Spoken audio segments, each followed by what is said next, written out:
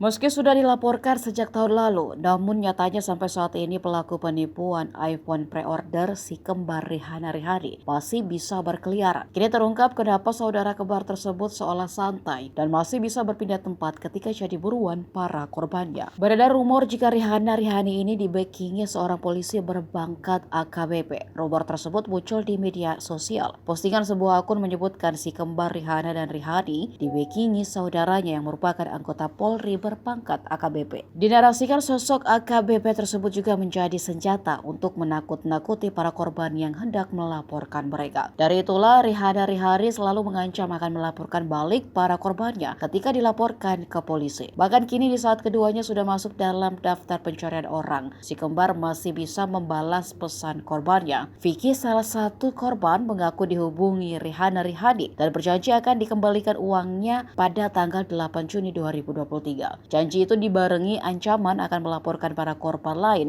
yang sudah membuat dirinya viral. Kini pelarian terakhir mereka terlacak dan dikabarkan keberadaannya berada di Pulau Dewata, Bali. Hal tersebut disampaikan langsung oleh Ketua Indonesia Police Watch Sugeng Teguh Santoso. Sugeng berharap tersangka kasus penipuan iPhone itu segera ditangkap dan digelandang di markas Polda Metro Jaya. Sugeng mengungkapkan korban reseller penipuan Rihanna Rihani sebagian terus mendatangi dan meminta bantuan advokasi IPW di Sekretariat Jalan Daksidapati Raya Rawamangun, Jumat 9 Juni malam kemarin.